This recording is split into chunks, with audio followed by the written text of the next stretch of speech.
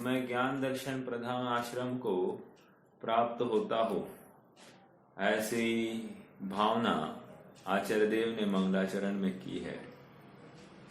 और कैसा है वो मेरा ज्ञान दर्शन प्रधान आश्रम?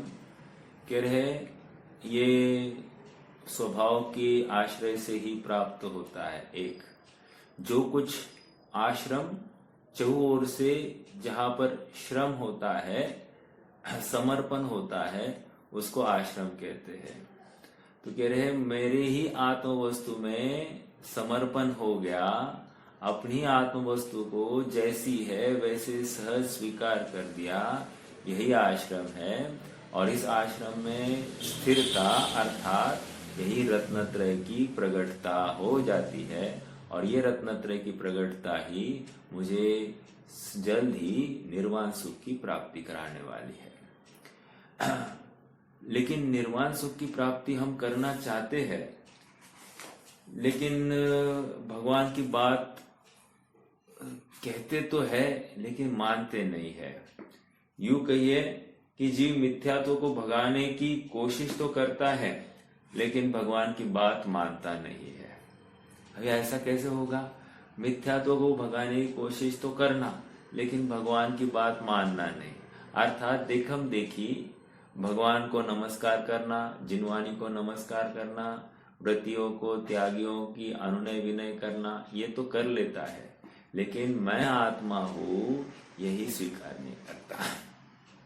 और जब तक ये स्वीकार नहीं होता है, मुझे पर से ज्ञान हो रहा है, वर्तमान प्रकरण की अपेक्षा पर से ज्ञान होता है, ऐसी इसको मान्यता है, तब तक ये दुखी रहता है। मुझे प्रवचन सार से ज्ञान हुआ, मुझे किसी विद्वान से ज्ञान हुआ, मुझे कुंद कुंद के निमित्त से ज्ञान हुआ, ऐसा जो मान रहा है वो मिथ्या दृष्टि है। क्योंकि यहाँ पर समझाया जा रहा है तुझे ज्ञान अपने ज्ञप्ति ज्ञान से हुआ है, अर्थात ज्ञान ने स्वयं से जाना है, अन्य किसी का कुछ भी वहां पर रोल नहीं है। यहाँ तक कि आंखें, कान, नाक, जिह्वा, चमड़ी, इससे भी ज्ञान होता नहीं है। ज्ञान तो ज्ञप्ति ज्ञान से ही होता है, ऐसा समझाया जा रहा है। 34वीं गाथा में एक सफल प्रयास हुआ है, एक सफल प्रयास हुआ है कि अपने आत्मा को जनाने के लिए, आत्मा का महिमा मंडन करने के लिए वहां पर बताया गया कि ये श्रुत ज्ञान से ज्ञान नहीं हुआ, ज्ञान तो ज्ञान से हुआ है। अर्थात द्रव्य श्रुत ये ज्ञान में कारण नहीं है। द्रव्य शुद्ध ज्ञेय हो सकता है लेकिन ज्ञान में कारण नहीं है। द्रव्य श्रुत तो पुद्गल है। समझ में आ रहा है क्या? वे तो शब्द ब्रह्म से उनकी रचना हो गई है। अब आज हमको एक कदम आगे बढ़ना है, 35वीं गाथा में आगे कदम रखना है। आइए हम 35वीं गाथा का उत्थानिका पहले पढ़ते हैं और उसके बाद में आगे बढ़ेंगे। विगत गाथा में श्रुत ज्ञान को श्रुतोपाधि का निषेध, श्रुत ज्ञान में श्रुतोपाधि का निषेध किया, उपाधि का निषेध किया। हमने बहुत चर्चा की थी कि मैं श्रुत ज्ञानी, मैं अवधि ज्ञानी, मैं केवल ज्ञानी, ऐसी उपाधि से बस हो जाओ। एक मैं सीए, मैं डॉक्टर, मैं इंजीनियर, इस उपाधि से भी बस हो जाओ। मैं पुरुष, मैं स्त्री, आदि आदि, इस उपाधि से भी बस हो जाओ। उपाधि रहित जो जानना है वह मैं हूं और वही आत्मा की अनुभूति है। समझ में आ रहा है क्या? साक्षात आत्मानुभव कैसा करना, इसकी हर गाथा में एक प्रक्रिया दिखाई जा रही है। हम जहां जहां चूक रहे हैं वहां वहां हमको उठाया जा रहा है। जहां जहां संभावना है हमारी गलत होने की, वहां वहां हमको पहले ही आगाह कर किया जा रहा है। अब देखो क्या कह रहे हैं यहाँ पर, द्रव्य श्रुत रूप निमित्त का निषेध किया। हमने वहां पर कल पढ़ा ना, गौण किया है। गौण किया मतलब क्या? हाँ, उसकी अभी चर्चा ऊर्ध्वन नहीं की है। मुख्य रूप से आत्मा को ध्याया जा रहा है। द्रव्य श्रुत है, विरोध नहीं है। द्रव्य श्रुत का निमित्त है, इसमें भी विरोध नहीं है। क्यों? द्रव्य श्रुत अनुकूल भी बना है, बराबर है, लेकिन द्रव्यश्रुत अनुरूप नहीं हुआ है ज्ञान। समझ में आया क्या? द्रव्यश्रुत के अनुकूल ज्ञान या ज्ञान होने में अनुकूल तो हुआ है, लेकिन द्रव्यश्रुत के अनुरूप ज्ञान नहीं हुआ है। ज्ञान तो आत्मा के अनुरूप ही रहता है। देखो अब क्या कह रहे हैं, अब यहां पर अब इस 35वीं गाथा में आत्मा और ज्ञान में कर्ता करण संबंध भेद का भी निषेध करते हैं। देखो 33वीं गाथा में 34वीं गाथा में ज्ञाता ज्ञेय संबंध का निषेध कर दिया। अब यहाँ पर कर्ता करण संबंध का भी निषेध किया। मतलब क्या? आत्मा ज्ञान से जानता है। समझना, शब्द अभी थोड़ा सा महत्वपूर्ण। आत्मा ज्ञान से जानता है ऐसा नहीं, आत्मा ही जानता है ऐसा कहेंगे। सेम बात 26वीं गाथा में क्या आए है? आत्मा और ज्ञान में अभेद है, लेकिन आत्मा ज्ञान ही नहीं है, ज्ञान के अलावा अन्य भी है, ऐसा कहा था। अब यहां पर क्या कहने वाले? आत्मा ज्ञान के कारण जानता है ऐसा नहीं, आत्मा ही जानता है। खत्म। ज्ञान से जानो, नहीं तो कैसे भी जानो, आत्मा जानता है। तो आत्मा ही उस ज्ञान को प्रवृत्त करता है, क्योंकि ज्ञान आत्मा के आश्रित, इसलिए आत्मा ही जानता है ऐसा कहना है। ये ऐसा हमको ज्ञान से ज्ञान को गौण करके आत्मा को ऊर्ध्व क्यों किया गया? यहाँ पर इसलिए ऊर्ध्व किया गया है क्योंकि ऐसा कोई इसको भ्रम नहीं होना चाहिए कि ज्ञान गुण अलग है और आत्मा अलग है। मतलब ज्ञान गुण की भी पराधीनता, ज्ञान गुण संबंधी पराधीनता भी इस ज्ञान आत्मा को है, ऐसा नहीं है। आत्मा स्वयं उस ज्ञान हर चीज का ज्ञान करता है। देखो अब गाथा पढ़ते हैं। जो जान सोणाणम न हवदीणाणेन जानगो आदाम णाणम परिणमदिशयम् अट्ठाणानठ्ठिया सवे। क्या कह रहे देखिए फिर से। जो जान सोणाणम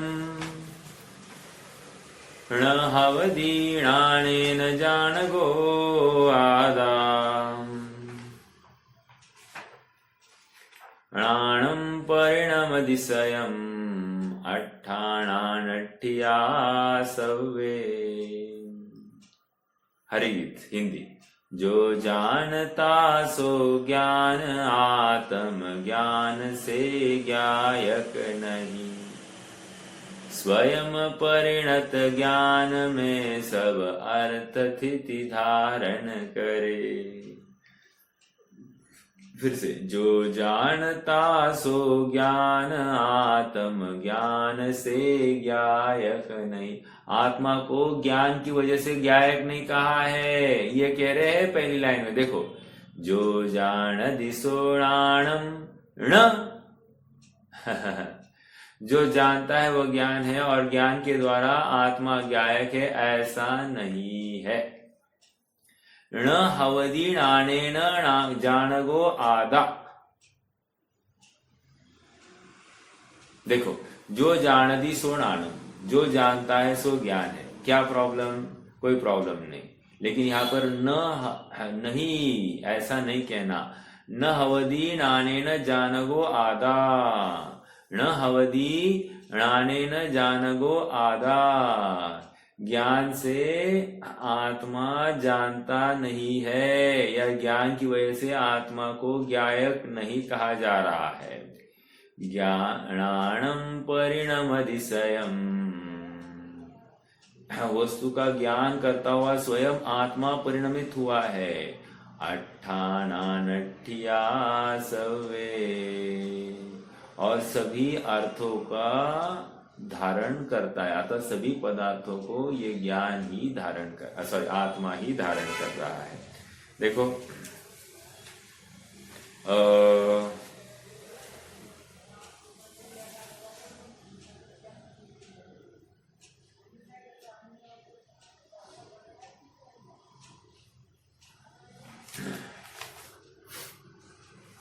देखो, जो जानता है, आइए थोड़ा पढ़ेंगे।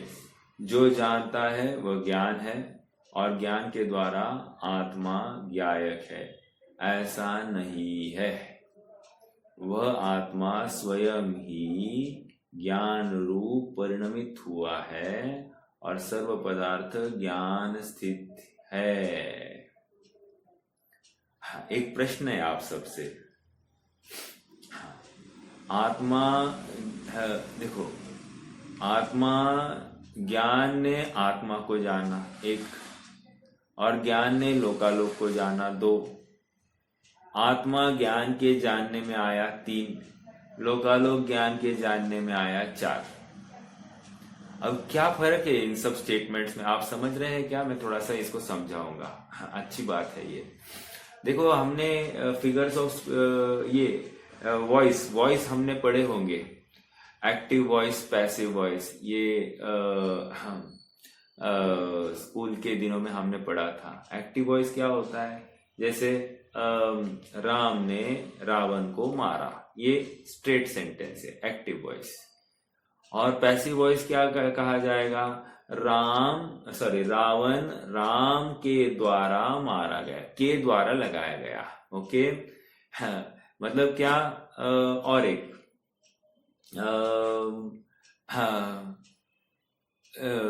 राम किल्ड रावण, तो Ravan was killed by Ram. मैं इंग्लिश में भी करके दिखा रहा हूं।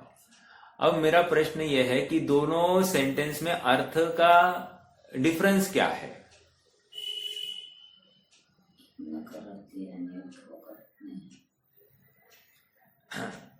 डिफरेंस कुछ भी नहीं है, डिफरेंस कुछ भी नहीं है। खाली ऑब्जेक्ट को सब्जेक्ट बनाया और सब्जेक्ट को ऑब्जेक्ट बनाया। क्या समझ में आ रहा है, क्या नहीं समझ में आ रहा होगा? रावण को यहां पर लाया, उसको कर्ता कारण किया, और राम को कार्य कारण किया। मतलब वो इंटरचेंज हो गए दोनों की जगह। मतलब इसको सब्जेक्ट और ऑब्जेक्ट कहते हैं इंग्लिश में। मुझे हिंदी का इतना ज्ञान नहीं है, लेकिन कहने की बात इतनी है कि एक्टिव वॉइस और पैसिव वॉइस दोनों एकार्थवाची है, खाली शब्द की रचना बदल गई है, बट ऐसा कहने में फर्क है। देखो, एक एग्जांपल, कोई हमको मिल जाए और वो कहे कि मेरी शादी नहीं हुई, एक, और मैंने शादी नहीं की, दो। दोनों स्टेटमेंट में क्या फर्क है? समानता क्या है? पहली वो बात, समानता तो ये है कि वो शादीशुदा, हाँ बस शादीशुदा नहीं है, ब्रह्मचारी है वो, बराबर। लेकिन मेरी शादी नहीं हुई और मैंने शादी नहीं की, इसमें क्या फर्क है? ये स्टेटमेंट में, दोनों स्टेटमेंट में क्या फर्क है? पहले स्टेटमेंट में उसको शादी करना है लेकिन शादी नहीं हुई, हाँ, दूसरे स्टेटमेंट में उसको शादी ही नहीं करना है, शादी नहीं कर, अर्थात दूसरा स्टेटमेंट पुरुषार्थ परक भाषित होता है, राइट। और पहला स्टेटमेंट पुरुषार्थ परक भाषित नहीं होता, पराधीनता को लिए हुए है। अब सेम बात यहां पर भी एक्टिव वॉइस और पैसिव वॉइस में अपन कर रहे। राम ने रावण को मारा, इसमें क्या है? राम का कर्तृत्व दिखाई दिया। रावण राम के द्वारा मारा गया, तो इसमें कोई ऐसा उसका पौरुष दिखाई नहीं दिया, बराबर। समझ में आ रहा है क्या? अब ऐसी ही यहां पर बात है, ज्ञान ने ज्ञेयों को जाना, एक, और ज्ञेय ज्ञान के द्वारा जानने में आए, दो। तो ज्ञान का सामर्थ्य कहां दिखाई दे रहा है? ज्ञान का पहले मतलब ज्ञान ने ज्ञेयों को जाना, इसमें बहुत ताकत दिखाई देती है, और ज्ञेय ज्ञान के द्वारा जानने में आए, इसमें ताकत नहीं दिखाई देती है। लेकिन सच बात बताऊं, दोनों एकार्थवाची है। फैक्ट इज दिस, वो आप कैसे प्रेजेंट करते हो विषय को, उसके अनुसार उसकी महत्वता हिनादिक हो जाती है।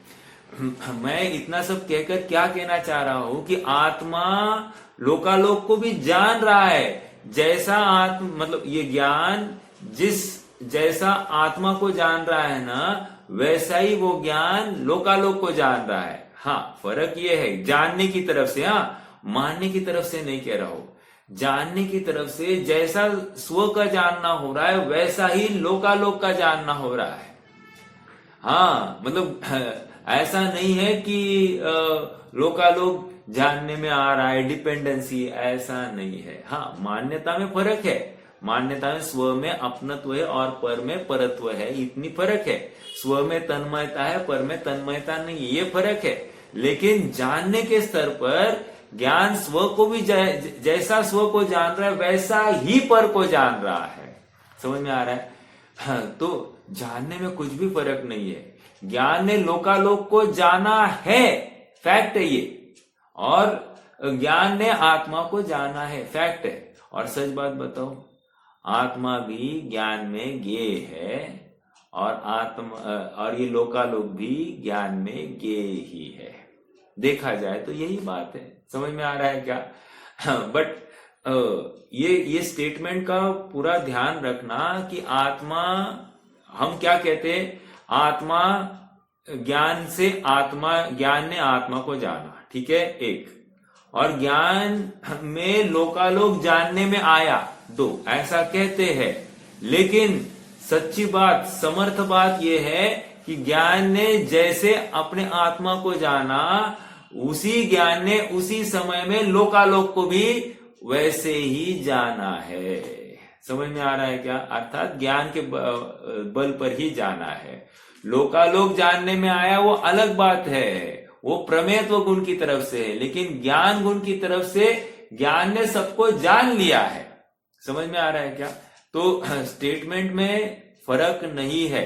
हम करते हैं क्योंकि इसलिए कहा जाता है, ऐसा लोकालोक जानने में आया, ऐसा इसलिए कहा जाता है क्योंकि इसकी दृष्टि गेय से हटानी है। इसको गेय में बहुत आसक्ति है, उसको गेय से ही ज्ञान होने की कल्पना है, इसलिए सबसे पहले गेयों को हटाना है।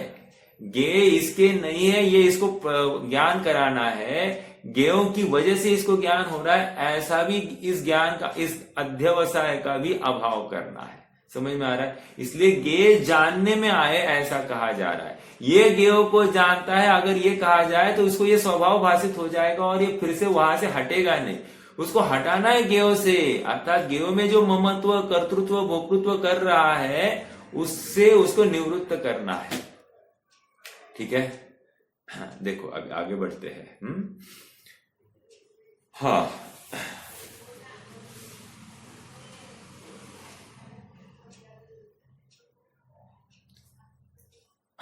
इस गाथा का भाव आचार्य अमृतचंद्र तत्व प्रदीपिका में इस प्रकार स्पष्ट करते हैं। हाँ, बहुत अच्छी बात आने वाली, आगे थोड़ा सा उपयोग देकर बैठना है ना।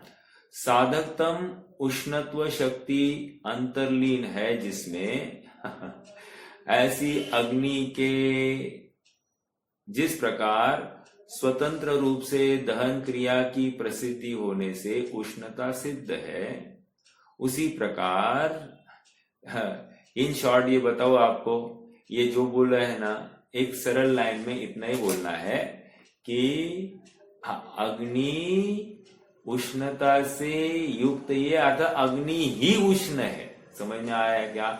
वो उष्णता, वो गुण और अग्नि, ये द्रव्य अलग अलग नहीं है, अग्नि उष्ण है, स्वयं से उष्ण है, ऐसा कहा जा रहा है। देखो, जिस प्रकार साधकतम उष्णत्व शक्ति अंतर्लीन है जिसमें, ठीक है, हाँ, ऐसी अग्नि के जिस प्रकार स्वतंत्र रूप से दहन क्रिया की प्रसिद्धि होने से उष्णता सिद्ध है। अग्नि में उष्णता कब पता चली? उसने किसी ईंधन को जला दिया, ठीक है, दहन क्रिया प्रसिद्ध हो गई तो हमको अग्नि की उष्णता का भान हो गया। उसी प्रकार अपृथक भूत मतलब क्या? भिन्न नहीं है, कर्तृत्व और करणत्व की शक्ति रूप परम ऐश्वर्यवान होने से आत्मा स्वयमेव जानता है, वही ज्ञान है। क्या कहा जा रहा है? स्टार्टिंग में आपन ने चर्चा की है, यहां पर क्या प्रयोजन है इस गाथा का? गाथा का ये प्रयोजन है कि कि आत्मा कर्ता आत्मा द्रव्य और करण, कर्ता और करण भिन्न भिन्न नहीं है, ऐसा यहां पर बताना है। क्या कहा? कर्ता और करण भिन्न भिन्न है ऐसा नहीं, कर्ता और करण एक ही है। आत्मा ने ज्ञान से जाना ऐसा कहने में भी बहुत तकलीफ है। कर्ता और करण ऐसा भेद नहीं है, आत्मा ने ही ज्ञान किया, आत्मा ने ही जाना, ऐसा कह रहे हैं यहां पर।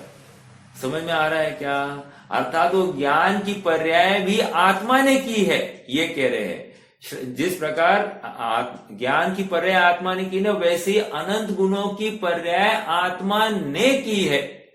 समझ में आ रहा है क्या? ये ऐसी करण मतलब साधन, साधकोत्तम, साधनोत्तम सो करणम।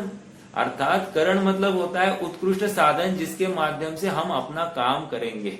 जैसे कुम्हार ने कलाल कहेंगे ना, कलाल या कुलाल? कलाल होता है शराब बेचने वाला, कुलाल होता है कुम्हार। तो कह रहे कुम्हार ने लकड़ी से, चक्र से घड़े को बनाया, तो वहां पर साधन क्या था? लकड़ी, चक्र आदि, ये क्या है? ये साधन थे। अब यहां पर आत्मा ने ज्ञान से जाना, तो ज्ञान हो गया साधन। तो अब यहां पर कह रहे ज्ञान अलग, आत्मा अलग, ऐसा करता, आत्मा करता और ज्ञान करण ऐसे भेद भी नहीं है। समझ में आया? आत्मा ही जानता है, आत्मा ही ज्ञान करता है। मतलब ज्ञान गुण को आत्मा से पृथक मत देखो। ज्ञान का परिणमन स्वतंत्रता से नहीं, ज्ञान का परिणमन वो आत्मा ने ही किया है, ये समझा रहे हैं। ऐसा क्यों कर रहे होंगे? क्या कारण होगा? कह रहे कारण ये है कि इसको ज्ञान कराया जाए, उसके बाद में वो आत्मा का ज्ञान करता ही नहीं है। समझ में आ रहा है क्या? ज्ञान का ज्ञान कराने के बाद इसको आत्मा का ज्ञान करना चाहिए ना, वो करता नहीं है। ज्ञान का ज्ञान करने पर उसको लगता है कि गेव से ज्ञान होता है, पदार्थ से ज्ञान होता है, प्रकाश से ज्ञान होता है, पर के आश्रित ही इसकी ज्ञान की बुद्धि होती है। लेकिन ये भूल जाता है कि आत्मा स्वयं ज्ञान कर रहा है, आत्मा को जानता नहीं। और कदाचित पर से ज्ञान नहीं होता ऐसा मान ले, लेकिन वो ज्ञान को इस आत्मा के आश्रित मानता ही नहीं है। ज्ञान होने के बाद में, ज्ञान की हयाती स्वीकार होने के बाद में ज्ञाता भी ज्ञान में आना चाहिए था, वो हुआ नहीं है। और ये इसीलिए यहां पर बताया जा रहा है आत्मा ही ज्ञान कर रहा है। समझ में आया क्या? मतलब वस्तु को, द्रव्य को ही कर्ता कर दिया है, करण हटा ही दिया है, वहां पर द्रव्य ने ही सब कुछ कर दिया। ये ऐसे बताने की ये शैली है ये। वैसे अग्नि ने उष्णता से जलाया है, ये बात बिल्कुल सही है, लेकिन अग्नि उष्ण ही है, या अग्नि ने ईंधन को जलाया। समझ में आ रहा है क्या? बस, और इससे उष्णता, अग्नि के उष्णता का भान हो गया, ऐसा बताया जा रहा है। ठीक है, चलिए थोड़ा आगे बढ़ते हैं। ये समझ में आ रहा है ना ये प्रोसेस क्या कर रही है? देखो अब आगे। हाँ, जिस प्रकार पृथकवर्ती हौसिये से देवदत्त काटने वाला कहलाता है। हौसिया मतलब क्या? ऐसा एक छुरा होगा या कुल्हाड़ी होगी। हौसिया, वो कुल्हाड़ी अलग। क्या हो गया? हौसिया मतलब साधन, बराबर, करण। और देवदत्त कौन है? कर्ता। अब देखो, हौसिया साधन अलग और कर्ता अलग, ऐसा हमको वहां तो दिखाई दे रहा है। ऐसे भिन्न भिन्न आत्मा और ज्ञान नहीं है। देखो अब यही बताएंगे, जिस प्रकार पृथकवर्ती हौसिये से देवदत्त काटने वाला कहलाता है, उसी प्रकार ज्ञान से आत्मा जानने वाला है, ऐसा नहीं है। स्ट्रेस देखो, पहले अपन ने उसी प्रकार ज्ञान और आत्मा जानने वाला है, बस फुल स्टॉप। आगे का पढ़ना ऐसा नहीं है। समझ में आया? ऐसा नहीं है, ये पढ़ेंगे नहीं तो बहुत तकलीफ हो जाएगी। अर्थात पूरा स्टेटमेंट नेगेट करना है। आत्मा ज्ञान से नहीं जानता है, आत्मा ही ज्ञान करता है। समझ में आया क्या? बहुत महत्वपूर्ण बात है ये। इन्होंने ज्ञान को गौण ही कर दिया, साधन को उन्होंने गौण ही कर दिया और एक आत्मा को ऊर्ध्व कर दिया। आत्मा ही करता है। देखो, ये प्रवचन सार ज्ञान प्रधान ग्रंथ है। प्रवचन सार की शैली ही ऐसी है, द्रव्य ही सब करता है ऐसा कहा जाएगा।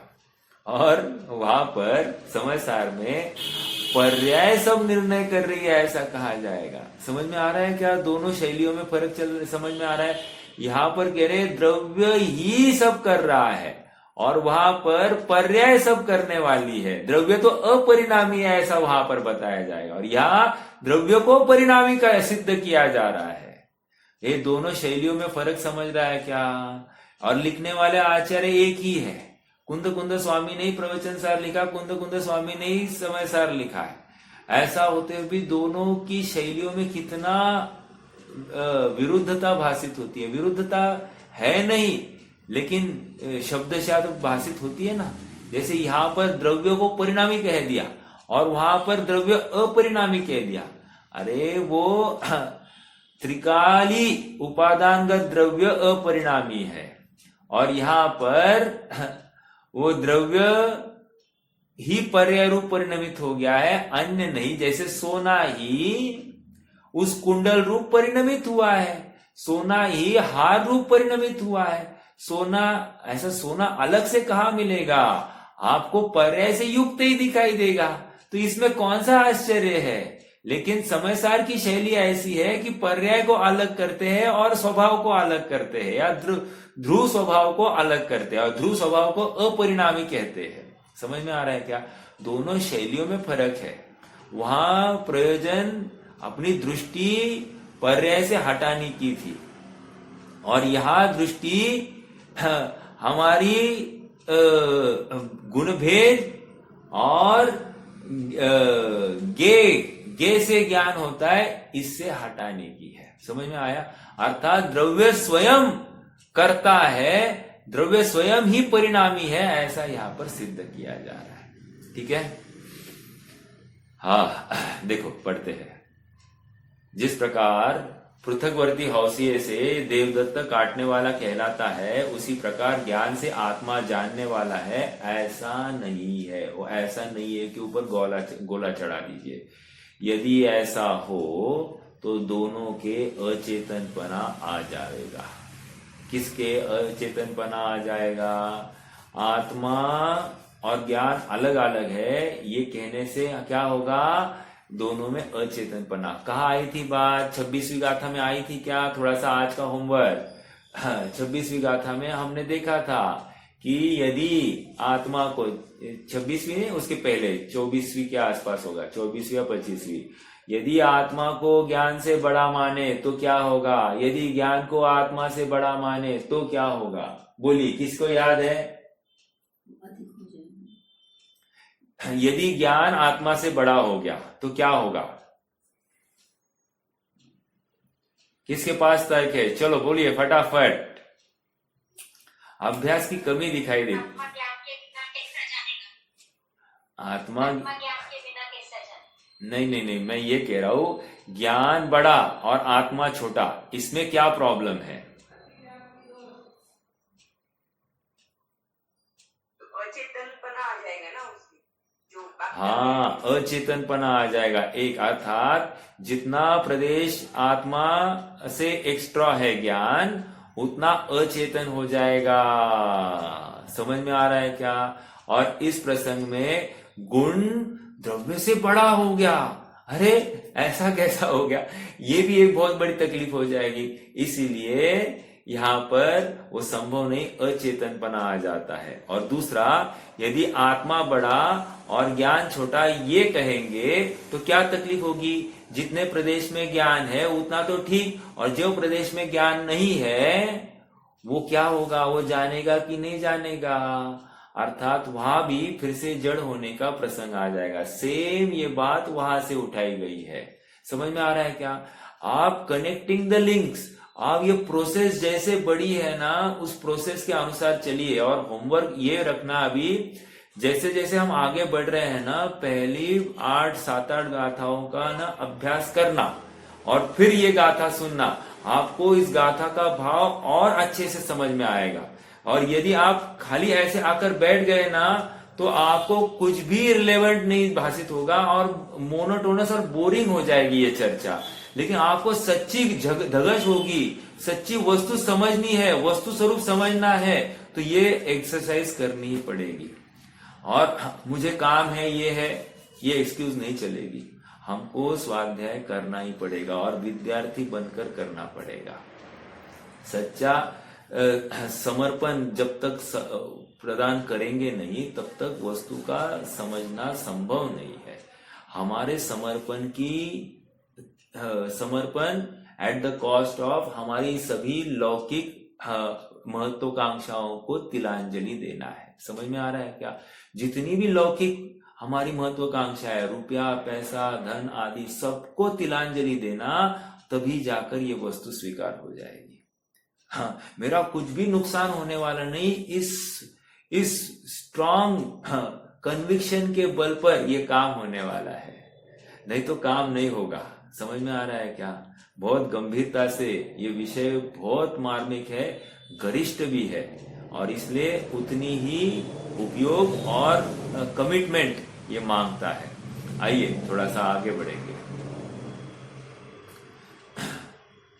यदि ऐसा हो तो दोनों के अचेतनपना आ जाएगा, और दो अचेतनों का संयोग होने पर भी ज्ञप्ति उत्पन्न नहीं होती। ज्ञप्ति मतलब जानना उत्पन्न नहीं होगा।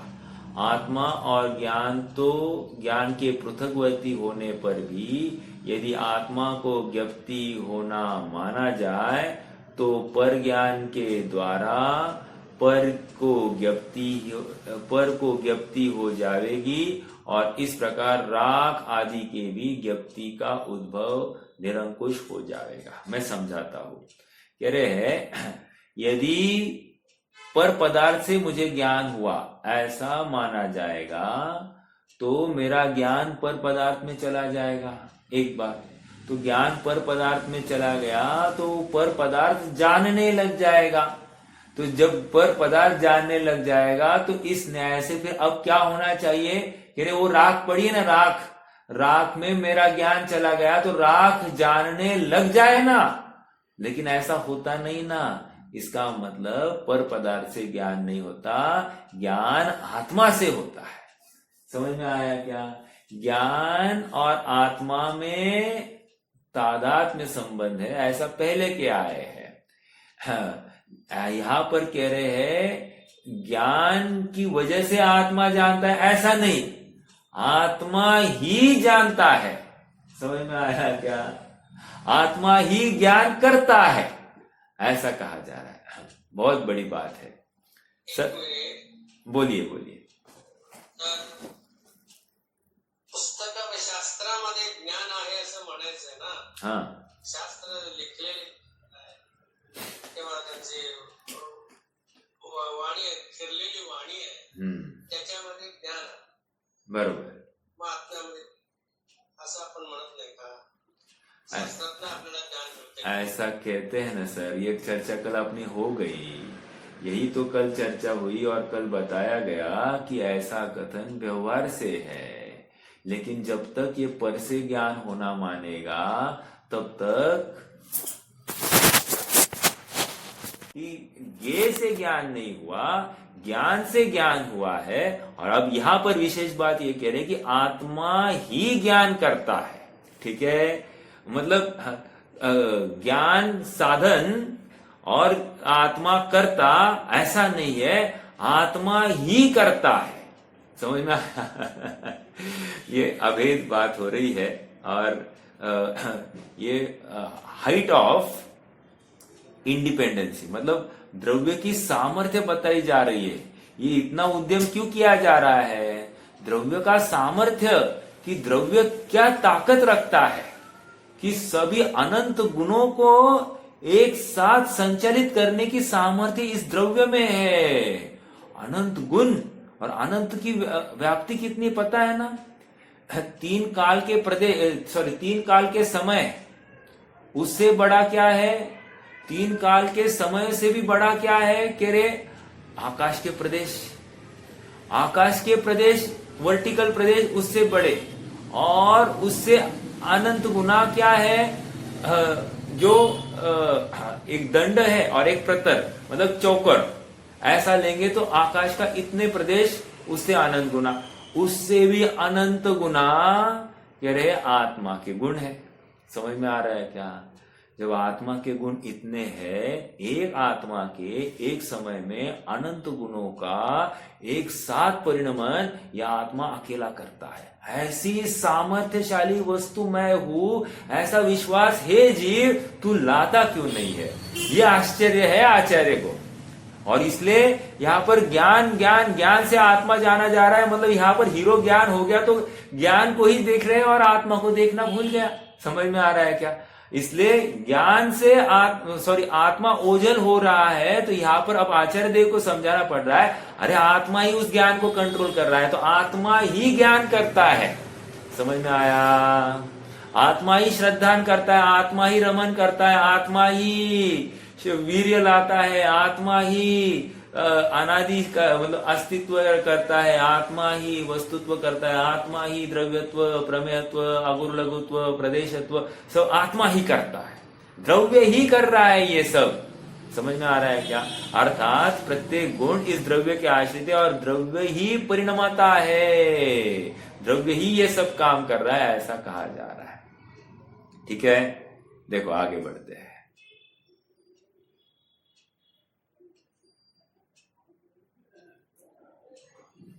हाँ, यदि ऐसा हो, फिर से पढ़ रहे हो लास्ट पैराग्राफ, यदि ऐसा हो, कैसा हो? क्या आत्मा और ज्ञान अलग अलग है, ऐसा अगर हम मानेंगे तो तकलीफ क्या होगी? यदि ऐसा हो तो अचेतनता आ जाएगी एक, और 2 अचेतन का संयोग होने पर भी ज्ञप्ति उत्पन्न नहीं होगी। ज्ञप्ति मतलब जानना नहीं होगा। आत्मा और ज्ञान की पृथकवर्ती होने पर भी यदि आत्मा को ज्ञप्ति होना माना जाए, पहले तो होगा नहीं, और फिर भी आप होना मानते हो, आत्मा को ज्ञान होना मान लिया आपने, तो तकलीफ ये होगी कि जिस पदार्थ को जानेगा उस पदार्थ को भी ज्ञान से युक्त होना पड़ेगा, अर्थात उसमें भी ज्ञान आ जाएगा। अर्थात फिर कह रहे यदि राख में गया हो ज्ञान तो राख भी जानना चालू कर देगी। समझ में आया? और ये संभव नहीं है, होता नहीं है। ठीक है, ये न्याय के माध्यम से ये भाषा सिद्ध की गई है। देखो फिर से, आत्मा और ज्ञान के पृथकवर्ती होने पर भी यदि आत्मा की ज्ञप्ति होना माना जाए तो पर ज्ञान के द्वारा पर को ज्ञप्ति हो जाएगी, और इस प्रकार राग आदि के भी ज्ञप्ति का उद्भव निरंकुश हो जाएगा। निरंकुश मतलब ये सिद्ध हो जाएगा, ऐसा यहां पर बता रहे। ठीक है, आगे बढ़ते हैं। हाँ, दूसरी बात यह है कि अपने से अभिन्न समस्त ज्ञाकार रूप परिणमित ज्ञान रूप स्वयं परिणमित होने वाले को कार्यभूत समस्त ज्ञाकारों के कारणभूत समस्त पदार्थ ज्ञानवर्ती ही कथनचित है। इसलिए ज्ञाता और ज्ञान के विभाग की क्लिष्ट कल्पना से क्या प्रयोजन है? कह रही है आप ज्ञाता और ज्ञान ऐसे विभाजन क्यों कर रहे हो? ज्ञाता ने ही ज्ञान किया, खत्म। ज्ञाता ने ज्ञान के द्वारा ज्ञान किया, ये डिपेंडेंसी मत लाओ। हाँ, ये कथन आएंगे। वहां पर ज्ञाता ने ऐसा कैसे किया, तो कह रहे ज्ञाता में ज्ञान गुण है, उसके माध्यम से हुआ। बट यहां पर कह रहे ज्ञाता ने ही ज्ञान किया है, और कुछ मत बोलो, ठीक है। हाँ देखो, कविवर वृंदावन दास जी की भी बात यहाँ पर अपन पढ़ते हैं, अच्छी बात है। डायरेक्टली नीचे अपन छंद नहीं पढ़ेंगे, नीचे उसका मतलब भाव पढ़ेंगे। जो जानता है, मिल रहा है सबको, पेज नंबर 176। जो जानता है वही ज्ञान है। एक, इस ज्ञान और आत्मा को जुदी वस्तु, इस ज्ञान और आत्मा को जुदी वस्तु नहीं समझो, क्योंकि आत्मा स्वयं ज्ञान रूप ही है, और ज्ञान धर्म के कारण ही वह ज्ञायक है, आत्मा ही ज्ञायक है। ज्ञान धर्म मतलब क्या? अरे गुण को धर्म कहा जाता है, गुण धर्म, ठीक है। आगे, यह आत्म राम स्वयं ही ज्ञान रूप परिणमित होता है, और जगत की संपूर्ण वस्तुएं उस ज्ञान में स्थित है, झलकती है, निवास करती है। वाह, क्या कह रहे हैं? जगत की समस्त वस्तुएं उस ज्ञान में स्थित है, झलकती है, निवास करती है। मेरा प्रश्न है, झलकना का अर्थ क्या लेंगे? झलकन का अर्थ क्या लेना चाहिए? जगत की समस्त वस्तुएं ज्ञान में झलकती है, झलकन का अर्थ क्या लेना?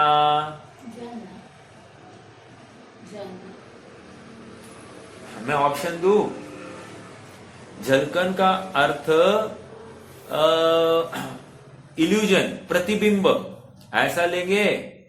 हाँ, प्रतिबिंब मतलब प्रतिभास, ऐसा लेंगे, या इसको जानना लेंगे? जानना ही लेंगे। हाँ, याद रखना, झलकन ये जानना है। झलकन मतलब क्या? प्रतिबिंब या प्रतिभास नहीं है। ये कहने की शैली है, लेकिन सचमुच ज्ञान ने जाना, वे पदार्थ झलके, इसमें बहुत तकलीफ है। ये कहना पड़ता है, क्योंकि इसको पदार्थों से पृथक भी कराना है। यदि इसी ने जाना तो ये गया, ऐसा कहने में आ जाता है। लोग ऐसा मान बैठते हैं, तो इस मान्यता को तोड़ने के लिए वो कहा जाता है कि ये इसके जानने में आए। लेकिन सचमुच ज्ञान की झलकन है उन पदार्थों की, का अर्थ ज्ञान उनको जानता है। जैसे ज्ञान स्वयं को जानता है, वैसे ही वो पर पदार्थों को भी जानता है, और उस पर पदार्थों के जानन को झलकन कहते हैं। अब ऐसा उल्टा कह सकते क्या? आत्मा भी ज्ञान में झलकता है, ऐसा हो सकता है क्या? ऐसा भी कह सकते, कहने में कोई विरोध नहीं है। लेकिन स्व की महिमा लानी है ना, तो स्व की महिमा के लिए आत्मा जानता है, या ऐसा ये, या ज्ञान आत्मा को जानता है, ये दूसरी बात है, ठीक है। आगे, हाँ, यह आत्म राम स्वयं ही ज्ञान रूप परिणमित होता है, और जगत की संपूर्ण वस्तुएं उस ज्ञान में स्थित है, झलकती है, निवास करती है। समस्त वस्तुएं उस ज्ञान में निवास करती है। इसका मतलब क्या हो गया? समस्त वस्तुएं उस ज्ञान में निवास करती है, अर्थात समस्त वस्तुओं, हाँ, समस्त वस्तुओं को ज्ञान में ही जाना जा रहा है, या आत्मा में ही देखा जा रहा है। आत्मा कहीं बाहर गया ही नहीं है। समझ में आया? जैसे भविष्य की भी जितनी भी पर्याय है, वो आत्मा में निवास करती है। अब मेरी पर्याय तो आत्मा में निवास करती ही है, लेकिन समस्त विश्व की समस्त पर्याय मेरे आत्मा में निवास कर रही है, ये कह रहे हैं यहां पर। क्योंकि उसके बिना मैं जानूंगा नहीं, एक समय में जानूंगा नहीं। त्रिकालवर्ती पदार्थों को जानना है तो मेरे आत्मा में उनका निवास होना जरूरी है। और इसलिए निवास होना मतलब क्या? उनमें प्रमेयत्व गुण होना और मुझ में ज्ञान गुण होना। ये दोनों चीजें हुए बिना कार्य नहीं होगा। आगे, यद्यपि संज्ञा संख्या, अब यहां पर महत्वपूर्ण बात, फिर से थोड़ी सी कठिन भी बात होगी, थोड़ा समझेंगे आप। यद्यपि संज्ञा संख्या आदि की अपेक्षा आत्मा मतलब द्रव्य और ज्ञान मतलब गुण में भेद किए जाते हैं। द्रव्य और गुण में अंतर है क्या? तो कह रहे हाँ है। किसकी अपेक्षा? संज्ञा की अपेक्षा, संख्या की अपेक्षा, प्रयोजन की अपेक्षा, लक्षण की अपेक्षा अपन द्रव्य और गुण में अंतर कर सकते हैं, अंतर किया जाता है। यही तो बात कह रहे हैं। यद्यपि संज्ञा आदि की अपेक्षा आत्मा और ज्ञान में भेद किया जाता है। देखो अभी अपन एग्जांपल लेते हैं। द्रव्य है ना, द्रव्य की संज्ञा क्या है? आत्मा, ठीक है। और गुण की संज्ञा क्या है? गुण। एग्जाम्पल में यही है ना। तो संज्ञा, नाम तो अलग अलग हो गए ना, दोनों में भिन्नता है। एक बात। अभी द्रव्य का लक्षण क्या है? द्रव्य तो बहुआयामी है, लेकिन गुण का लक्षण क्या है? अपना उसका स्वयं का वैभव उसका लक्षण है, राइट। अभी द्रव्य तो समस्त गुणों से युक्त है, लेकिन गुण अपने वैभव से युक्त है। दो बातें समझ में आ रही क्या? गुण कितने हैं? अनंत है। द्रव्य कितना है? एक है। समझ में आया? तीसरी बात। चौथा क्या है? संख्या हो गई। अब चौथी बात क्या लेंगे? प्रयोजन। द्रव्य का प्रयोजन क्या है? द्रव्य का प्रयोजन और गुण का प्रयोजन कोई बताएगा? द्रव्य का प्रयोजन आश्रय के लिए है। किसका आश्रय लिया जाए? तो कह रहे द्रव्य का आश्रय लिया जाए। और गुण का प्रयोजन क्या है? गुण का प्रयोजन इस द्रव्य का वैभव, इस द्रव्य की संपत्ति, इस द्रव्य की संपदा का ज्ञान कराना है। समझ में आ रहा है क्या? और पर्याय का जानना जरूरी है कि नहीं? पर्याय का भी जानना जरूरी है, क्योंकि पर्याय का जानना इसलिए जरूरी है क्योंकि पर्याय दृष्टि हटानी है। आज तक इस जीव ने क्या किया? जैसे मुझे सोने का मुकुट दिखा, तो मुकुट को देखकर मुझे मुकुट ही दिखाई दिया, सोना दिखाई नहीं दिया। जबकि मुझे सोना दिखाई देना चाहिए था। मुझे सोने का कंगन दिखाई दिया तो मुझे उसमें कंगन दिखाई दिया, अर्थात अवस्था दिखाई दी, पर्याय दिखाई दी। मुझे सोना दिखाई नहीं दिया, उसका स्वर्णत्व नहीं दिखाई दिया। अरे यही मेरी गलती है और अनादिकाल से ऐसा ही अध्यास है। इसलिए पर्याय का ज्ञान करने से क्या है? पर्याय दृष्टि हटाने के लिए पर्याय का ज्ञान कराया जा रहा है। ठीक है। तो द्रव्य का प्रयोजन क्या है? आश्रय किसका किया जाए ये समझाने के लिए हमको द्रव्य दिखाना पड़ता है। और गुण का प्रयोजन क्या है? द्रव्य की संपदा, गुण का वैभव, गुण की संपत्ति क्या है ये दिखाना है, तो हमको गुणों का बखान करना पड़ता है। ठीक है। तो इस न्याय से संज्ञा, संख्या, लक्षण, प्रयोजन आदि की अपेक्षा आत्मा मतलब द्रव्य और ज्ञान अर्थात गुण में भेद किए जाते हैं। ओके, ऐसा होता है। लेकिन अब तथापि मतलब ये ऐसा किया जाते हुए भी अब क्या? आत्मा और ज्ञान में प्रदेश भेद नहीं है। इतना सब कर दिया, आत्मा अलग है और ज्ञान अलग है, ये सब बोल दिया। ज्ञान का लक्षण जानना है, आत्मा का लक्षण आनंद भी है, सुख भी है, वीर्य भी है, आदि आदि सब लिया जा सकता है। लक्षण क्या है? सब लिया जा सकता है। तो आत्मा के तो लक्षण अनेक है और ज्ञान का लक्षण एक ही है। समझ में आ रहा है क्या? तो ऐसा दोनों में अंतर दिखाया जा रहा है। ऐसा होते हुए भी आत्मा और ज्ञान में प्रदेश भेद नहीं है। अर्थात जिस प्रदेश में ज्ञान है उसी प्रदेश पर आत्मा, या उसी प्रदेश जिस आत्मा के जितने प्रदेश है, ऐसा कहेंगे, आत्मा के जितने प्रदेश है उन सब प्रदेशों में ज्ञान विद्यमान है, या ज्ञानादि अनंत गुण एक एक प्रदेश में विद्यमान है। समझ में आया? मतलब इसमें प्रदेश भेद नहीं है।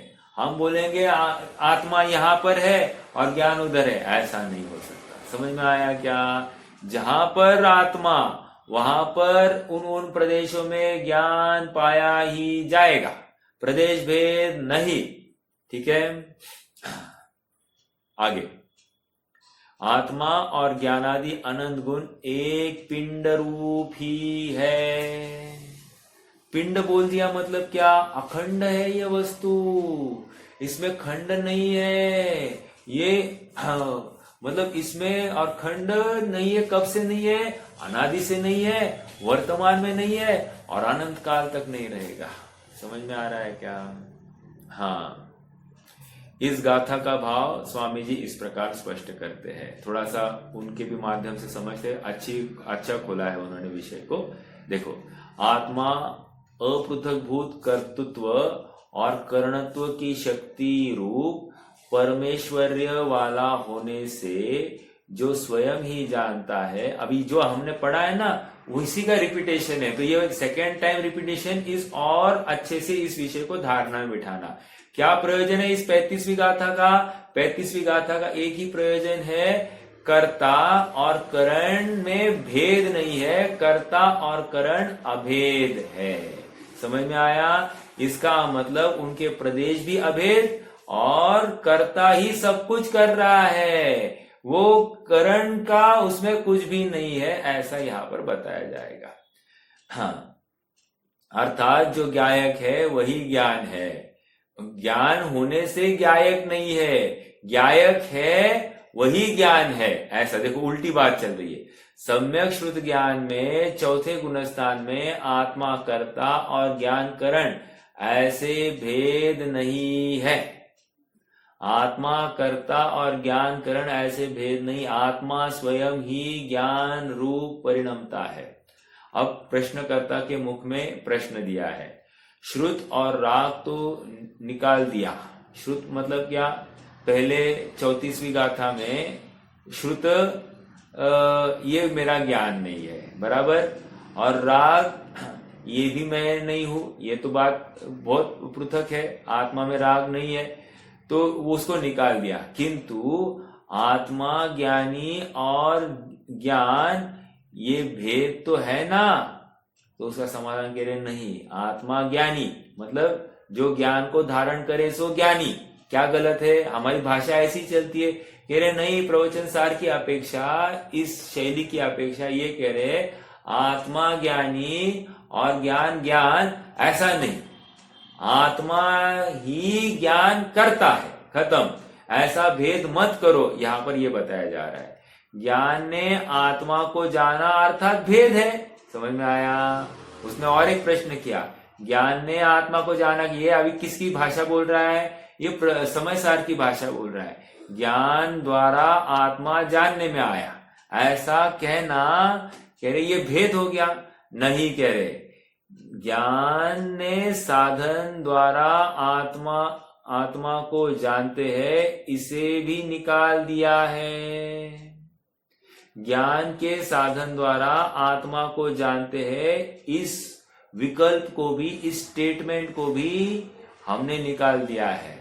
अब हम ये कह रहे हैं ज्ञान ने ही, आत्मा ने ही जाना। देखो, ऐसा कभी एक स्टेटमेंट एक ऐसी करते, दूसरी स्टेटमेंट ऐसी करते, ऐसा क्यों कर रहे हैं? हमको कंफ्यूज क्यों कर रहे हैं? कंफ्यूजन नहीं है ये, यहाँ पर हमको हर अपेक्षा का ज्ञान कराया जा रहा है।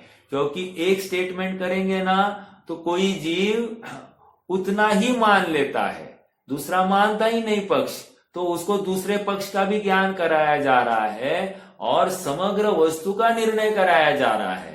जब हम एक बात को मुख्य करके कहेंगे, इसका मतलब दूसरी बात नहीं है, ऐसा नहीं, उसको गौण किया है, ऐसा समझना चाहिए। और तू सर्वथा ही लेता है, इसलिए ये विपरीत तुम्हारी मान्यता या सोच वस्तु संबंधी हो रही है। देखो प्रश्न, ज्ञान ने आत्मा को जाना अर्थात भेद है? नहीं, ज्ञान के साधन द्वारा आत्मा को जानते हैं, इसे भी निकाल दिया है। अर्थात ऐसा ज्ञान साधन और आत्मा कर्ता ऐसा भेद ही निकाल दिया है हमने। निमित्त और व्यवहार साधन तो दूर ही रह गए। निमित्त मतलब वो कुल्हाड़ी और जितने भी बाहर के साधन है वो बहुत दूर है, कह रहे इनको तो छोड़ो ही छोड़ो। लेकिन अब दूसरी बात, निमित्त कहा गया, निमित्त और व्यवहार साधन तो दूर ही रह गए, किंतु आत्मा स्वयं कर्ता और ज्ञान साधन ऐसा भेद भी वस्तु में नहीं है। मतलब आत्मा ही ज्ञान करता है, आत्मा ज्ञान के द्वारा ज्ञान करता है, इसमें डिपेंडेंसी है। ज्ञान ने कोई उपकार किया है आत्मा के लिए, ऐसा दिखाई देता है। लेकिन ज्ञान आत्मा ने ही ज्ञान किया, आत्मा ने ही जाना, ऐसा कहने पर कोई ज्ञान गुण ने किसी के लिए उपकार किया ऐसा फलित नहीं होता। और डायरेक्टली महिमा वो अखंड वस्तु की आती है, वस्तु ही दृष्टि में आ गई। अब तक क्या हो रहा था, ज्ञान का ज्ञान हो रहा था और ज्ञान का ज्ञान करने पर वहीं पे संतुष्ट रहता था। अब आचार्य देव कहते हैं ज्ञान का ज्ञान करने को छोड़ दो, आत्मा ही ज्ञान करता है। अब ये नक्की करो तो अब ज्ञान ओझल हो गया और अखंड आत्मा दृष्टि में आ गया। हालांकि आने वाला तो ज्ञान के माध्यम से ही, लेकिन अखंड आत्मा दृष्टि में लाने के लिए ये सारा उद्यम साइकोलॉजिकली हमको हमारे इस विचारधारा से उस ज्ञान को गौण किया और अखंड वस्तु को ऊर्ध्व किया है। समझ में आ रहा है क्या? देखो आगे, ये पढ़ना ये बहुत मार्मिक है। निमित्त और पुण्य के परिणाम साधन, इस बात को तो पहले ही निकाल दिया। फिर से वही रिपीट कर रहे, निमित्त और पुण्य के परिणाम साधन, इस बात को पहले ही निकाल दिया। निमित्त और राग से दूर, श्रुत उपाधि से दूर दो, और कर्ता और करण के भेद से भी दूर बताया है। वस्तु कैसी है? निमित्त के कारण मुझे ज्ञान हुआ, ऐसा नहीं। शुभ भाव के कारण या पुण्योदय के कारण मुझे क्षयक्षम विशेष हो गया इसलिए ज्ञान हुआ, ऐसा भी नहीं। दो, फिर कह रहे हैं श्रुत ज्ञान अर्थात द्रव्य श्रुत की वजह से मुझे ज्ञान हुआ, ऐसा भी नहीं। पर पदार्थ की वजह से मुझे ज्ञान हुआ, ऐसा भी नहीं। उपाधि से भी पार हो गए, अब एक सामान्य ज्ञान हो गया। ठीक है, अब आगे कह रहे हैं कर्ता और करण इस भेद से भी पार करके आत्मा ही ज्ञान करता है, ऐसा बताया जा रहा है। देखो 33, 34, 35वीं गाथा में आत्मा ही ज्ञान करता है या आत्मा का ज्ञान होता है, इतनी सी बात है। जैसे केवली भगवान क्या कर रहे हैं? आत्मा का ज्ञान कर रहे हैं। श्रुत केवली क्या कर रहे हैं? वे आत्मा का ज्ञान कर रहे हैं। अब यहाँ पर अब उल्टी बात करे, आत्मा ही ज्ञान करता है, ऐसा यहाँ पर बताया जा रहा है। ठीक है, आत्मा का ही ये स्वभाव है ज्ञान करना, ऐसा यहाँ पर बताया जा रहा है। आगे, निमित्त और पुण्य के परिणाम साधन, इस बात को तो पहले ही निकाल दिया। निमित्त और राग से दूर, श्रुत उपाधि से दूर और कर्ता और करण के भेद से भी दूर उसे बताया है। आत्मा स्वयं कर्ता और स्वयं करण ऐसे अभेद स्वरूप से परमेश्वर है। परमेश्वर बोल दिया, परमेश्वर, ये सुनने में आ रहा है क्या? इतनी बात सुनकर हमको आनंद हुआ कि नहीं, उल्लास हुआ कि नहीं? हमको ऐसा लगा कि नहीं सचमुच अपनी वस्तु इतनी महिमावंत है, ऐसा लगा कि नहीं? अगर लगा तो शाबाश, अगर नहीं लगा तो बारंबार इस वस्तु का चिंतन करना और अपनी महिमा लाने की कोशिश करना। क्योंकि क्या है, वस्तु है परोक्ष। परोक्ष क्यों कह रहा हूं? क्योंकि जैसे पुद्गल आदि दिखाई देते वैसे वस्तु थोड़ी दिखाई दे रही है, इसलिए परोक्ष कह रहे हैं। ऐसा होते हुए भी अनुमेय है, अनुमान से हम नक्की कर सकते हैं, और इस अनुमान ज्ञान की पराकाष्ठा है कि ऐसा निर्णय हमारे वर्तमान पर्याय में हो जाए, तभी तो जाकर महिमा आएगी। ठीक है, हाँ जी, अभी एक लास्ट ये इतना पैराग्राफ पढ़ते हैं फिर रुक जाएंगे। जैसे अग्नि उष्णता द्वारा जलाती है, ऐसा नहीं है। वैसे ही आत्मा ज्ञान द्वारा जानता है ऐसा भी नहीं है, किंतु स्वयं ही ज्ञान रूप से परिणमता है, गुण गुणी भेद नहीं है। समय सार की कौन सी गाथा है गुण गुणी भेद नहीं है?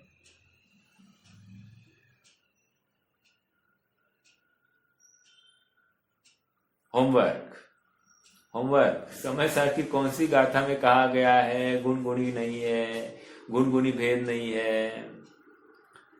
हाँ, व्यवहारणो भासरी जी नहीं, क्या है? नवीणाणम न चरितम न दंसनम जानगो शुद्धो, 7वीं गाथा। ठीक है, आगे गुण गुणी भेद नहीं है, अभेद है। आत्मा श्रुत ज्ञान द्वारा जानता है ऐसा भेद नहीं, आत्मा केवल ज्ञान द्वारा जानता है ऐसा भेद नहीं, आत्मा मन पर्य ज्ञान द्वारा जानता है ऐसा भेद नहीं। लेकिन स्टेटमेंट्स तो देखो, हम प्रथमानुयोग पढ़ते हैं, इंद्र ने अवधि ज्ञान से जाना ऐसा कहते हैं, यहाँ पर कह रहे इंद्र ने ज्ञान से जाना। समझ में आया क्या? महत्वपूर्ण बात है, महत्वपूर्ण। उपाधि को छोड़ दो, क्योंकि ये उपाधि ही ऊर्ध्व हो गई तो उसकी महिमा आती है। केवल ज्ञान से जाना कहकर हमको केवल ज्ञान की महिमा आती है, लेकिन केवल ज्ञान जिसके आश्रय से हुआ है उसकी महिमा नहीं आ रही है। इसलिए अब आचार्य देव ने एक टोन ही बदल दी कि रे ये छोड़ो, ये मान नहीं रहा है ना, अब इसको बोलो आत्मा ही ज्ञान करता है, खत्म। आत्मा ही केवल ज्ञान करता है, खत्म। समझ में आ रहा है क्या? सब आत्मा ने ही किया है, तो अब इसको अखंड वस्तु के ऊपर महिमा आई कि नहीं, ये समझाया जा रहा है। ठीक है, आत्मा ज्ञान रूप परिणमित हो गया है। जैसे अग्नि को उष्ण कहते हैं, अग्नि और उष्णता पृथक नहीं, वैसे ही आत्मा और ज्ञान पृथक नहीं है। ठीक है, रुकते हैं आज के लिए, और कुछ होगा तो अपन कल देखेंगे, नहीं तो 36वीं गाथा आगे बढ़ेंगे। कोई प्रश्न तो रख सकते हैं, नहीं तो जिनवानी स्तुति।